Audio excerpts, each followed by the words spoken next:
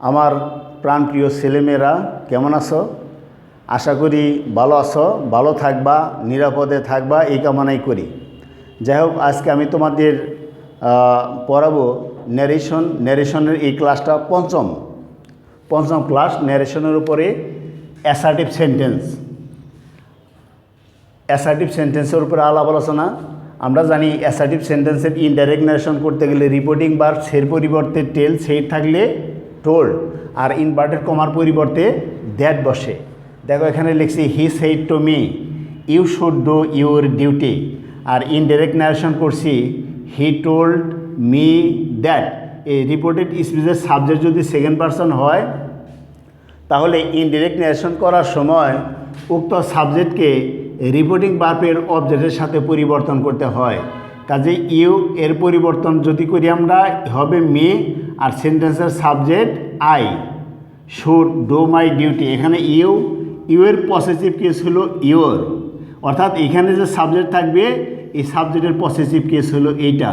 You পরিবর্তন হলো I, এখন আয়ের পসেসিভ কেস হলো মাই, এই জন্য এখানে ইউর পরিবর্তন হয়েছে মাই। তাহলে আনসারটা দেখো, হি told me that I should do my duty.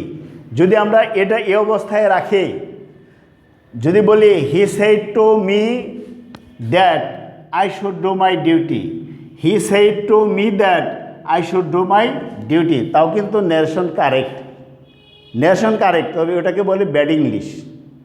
যেহেতু ন্যারেশনের পরিবর্তনের নিয়ম পরিবর্তন করাটা স্বাভাবিক, এই জন্যেই এর থেকে এটা লিখলে হবে, এটা লিখলে হবে, এই দুইটা সেন্টেন্সের মধ্যে আমরা যে পরিবর্তন করে লিখি এটাই উত্তম। কারণ রিপোর্টিং ভার্ব সের পরিবর্তে টেল, সেইট থাকলে টোল্ড, এই পরিবর্তন করাটাই উত্তম। আর এটা যদি প্রমাণ করতে চাও, তোমরা যে বইটা পড়ো সেলফ টিচিংয়ের 228 পেজে দেখবা যে এই নিয়মটা দেওয়া আছে। সেলফ টিচিং পেজ নাম্বার 228, ঠিক আছে? তারপর দ্বিতীয় সেন্টেন্সটা লিখছি, the girl said I will appear at the SHC examination this ইয়ার। এর উত্তর লিখছে the girl said that is first person থাকলে রিপোর্টিং ভার্বের সাবজেক্টের সাথে পরিবর্তন করতে হবে।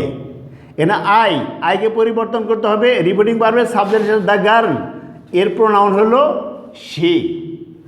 আর ওই যে রিপোর্টিং ভার্ব পাস্ট টেন্সে থাকলে রিপোর্টেড স্পিচও পরিবর্তন হয়ে অনুরূপ পাস্ট টেন্স হয়। শ্যাল থাকলে শোড, উইল থাকলে ওড, ক্যান থাকলে কোড, মে থাকলে মাইট। এখানে ছিল আইটা পরিবর্তন হলো শি, আর শির পরে কি বসে উইল পরিবর্তন হয়ে ওড। তাহলে the girl said that she would appear at the SHC examination that year. এখন কিছু বইয়ের মধ্যে লেখা আছে, যেমন আমাদের বই লেখা আছে শ্যাল পরিবর্তন হয়ে শুড, উইল পরিবর্তন হয়ে উড, মে পরিবর্তন হয়ে মাইট, আর ক্যান পরিবর্তন হয়ে কোড। আমি আরেকটা বইয়ের নাম বলছি, শ্যাল বা উইল যাই থাক, আমরা জানি শ্যাল পরিবর্তন হয়ে হবে শুড, উইল থাকলে হবে উড। শ্যাল উইল যাই থাক, শ্যালই থাক আর উইলই থাক। ডিরেক্ট ন্যারেশনে রিপোর্টেড স্পিচে সাবজেক্টের পর শ্যাল বা উইল যাই থাক না কেন, দুইটার যেটাই থাক পরিবর্তন হয়ে হবে ওড। এই নিয়মটা আছে inter active English grammar and composition.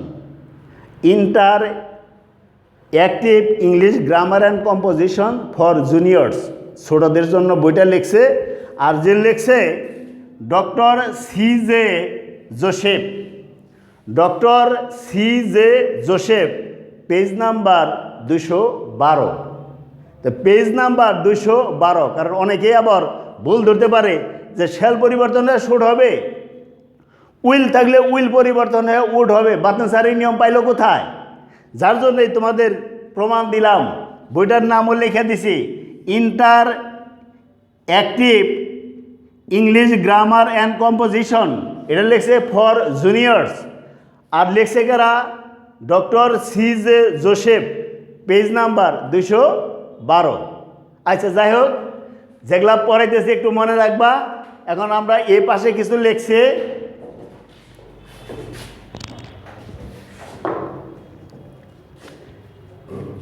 যেমন ডিরেক্ট ন্যারেশনে রিপোর্টেড স্পিচ এর সাবজেক্টের পর যদি হেড ব্যাটার থাকে, তোমরা হয়তো বা রাইট ফর্ম অফ ভার্বের মধ্যে হেড ব্যাটারের নিয়মটা পড়ছ।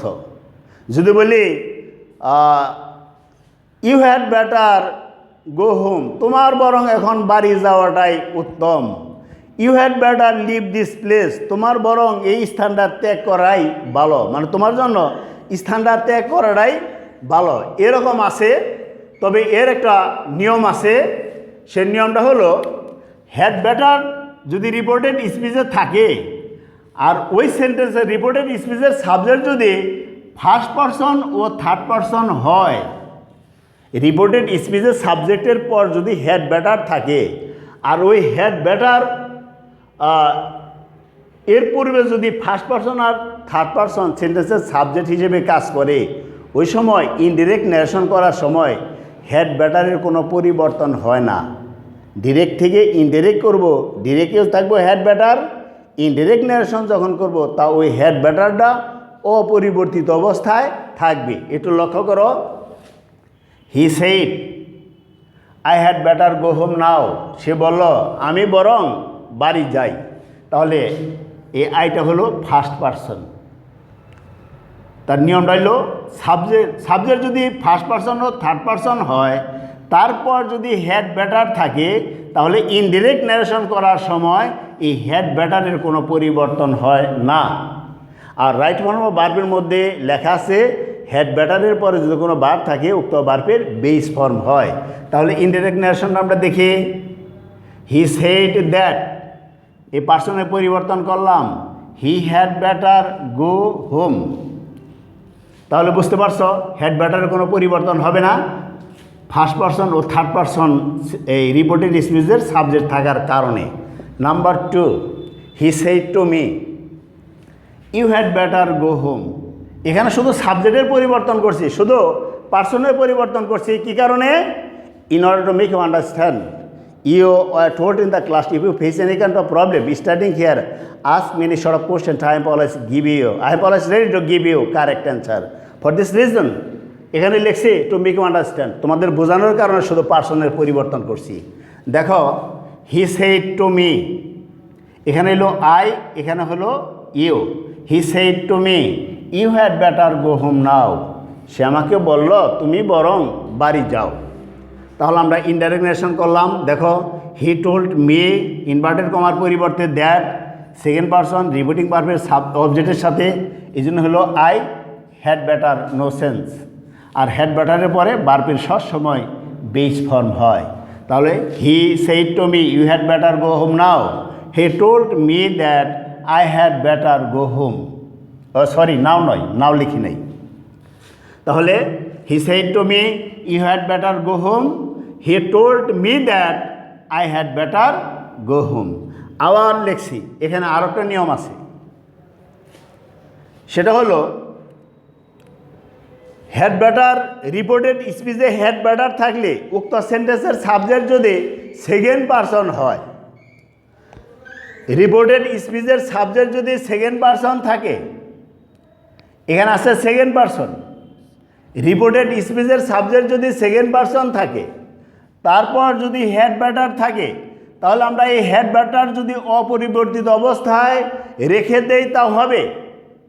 আর যদি তা না করি, তাহলে আমরা ইম্পারেটিভ সেন্টেন্সের সেন্সে প্রকাশ করতে পারি। এখানে লিখছি he said to me you had better go home, আর ইনডাইরেক্ট ন্যারেশন করছি he told me that I had better go home. আবার এখানে অর দ্বারা সেন্টেন্সটা লিখছি, অরের মধ্যে কি লিখছি? He advised me two go home. Had better এর পরিবর্তে যদি সেন্টেন্সের সাবজেক্টটা সেকেন্ড পারসন থাকে, তাহলে হ্যাড ব্যাটারের পরিবর্তে আমরা ইম্পারেটিভ সেন্টেন্সের সেন্স এ ন্যারেশন করতে পারি। He advised me two go home. আবার বলি, দেখো, এটার হি টোল্ড মি দ্যাট, সে আমাকে বলল যে I had better go home, আমার বাড়ি যাওয়াটাই ভালো, বাড়ি যাওয়াটাই আমার জন্য উত্তম। তার মানে কি, বাড়িতে গেলে আমার বাড়িতে যাওয়া হলে এটা আমার জন্য ভালো, এটা ওয়ান কাইন্ড অফ অ্যাডভাইস। এই জন্যেই হ্যাড বেটার উঠে গেল। এই সেন্টেন্স দ্বারা সেকেন্ড পার্সনের কারণে, সাবজেক্ট সেকেন্ড পার্সনের কারণে উপদেশ বোঝালো। এখন যদি আমরা এভাবে লিখি, he advised me to go home, তোমার প্রশ্ন থাকতে পারে স্যার টু আসলো কীভাবে? আসতেছি within a short time well reach our goal, অল্প সময়ের মধ্যে আমরা পৌঁছাবো। ইম্পারেটিভ সেন্টেন্সের ডিরেক্ট থেকে ইনডাইরেক্ট নেশন করতে গেলে ইনভার্টেড কমার পরিবর্তে টু বসে, ওটা পরে আসতেছি, আপাতত কিছুটা ধারণা দিলাম। তাহলে হ্যাড বেটার দ্বারা বোঝাইছে অ্যাডভাইস। আবার আরেকটা সেন্টেন্স লিখছে এখানে number 3, the boy said you are a good student. উত্তর, the boy said that I was a good student. এখানে একটা নিয়ম আছে, রিপোর্টেড স্পিচের সাবজেক্ট যদি ফার্স্ট পারসন হয়, ইনডাইরেক্ট ন্যারেশন করার সময় আমরা ওই সাবজেক্টকে রিপোর্টিং ভার্বের সাবজেক্টের সাথে পরিবর্তন করি। রিপোর্টেড স্পিচের সাবজেক্ট যদি সেকেন্ড পারসন হয়, তাহলে ইনডাইরেক্ট ন্যারেশন করার সময় আমরা রিপোর্টিং ভার্বের অবজেক্টের সাথে পরিবর্তন করি। আর যদি থার্ড পারসন থাকে তাহলে নো চেঞ্জ। এখানে তোমার প্রশ্ন থাকবে, এখানে তো সেকেন্ড পারসন আমরা পরিবর্তন করব এই রিপোর্টিং ভার্বের অবজেক্টের সাথে, অবজেক্ট তো নাই, তাহলে কিভাবে আমরা পরিবর্তন করব? এখন নিয়ম হলো, রিপোর্টেড স্পিচের সাবজেক্ট যদি সেকেন্ড পারসন হয় আর রিপোর্টিং ভার্বের অবজেক্ট যদি নাই বা থাকে, তাহলে এই সেকেন্ড পারসনকে পরিবর্তন মনে মনে ফার্স্ট পারসন ধরে ইনডাইরেক্ট ন্যারেশন করতে হয়, মনে মনে ধরে নিতে হয়। এখানেও একটা অবজেক্ট আছে, সেই অবজেক্টটা হলো মি। ফার্স্ট পারসন থাকলে সাবজেক্টের সাথে, সেকেন্ড পারসন থাকলে অবজেক্টের সাথে, অবজেক্ট না থাকলেও তখন ধরে নিতে হয় এরপরে মি শব্দটা উজ্জ্বল আছে। এই জন্যেই আমরা যদি এখানে মি থাকতো তাহলে মিকে ইউকে পরিবর্তন করতাম, মি হতো আই। এই জন্যেই উত্তরটা এইভাবে লেখা, the boy said that I was a good student. আর এটা কোন বই লেখা আছে? এখানে লিখছি, তোমাদের ক্যাডেট ভর্তি কোচিংয়ের জন্য একটা গাইড আছে, ঝলক অ্যাডমিশন গাইড, ওটার পেজ নাম্বার 137 আর 151। যদি এটা গাঁঠো তাহলে এই যে নিয়মগুলো যেগুলা লেখলাম এখানে, এই নিয়মগুলো ঠিক পেয়ে যাবে, এখানে দেওয়া আছে। আর ওইখানে যারা দেখাইলাম ওটা তো আছেই,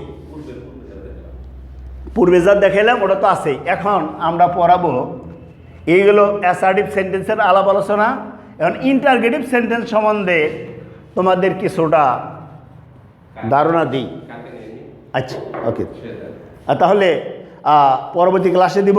হাতে পর্যাপ্ত পরিমাণে সময় না থাকার কারণে সময় দিতে পারলাম না, আন্তরিকভাবে দুঃখিত। ভালো থেকে।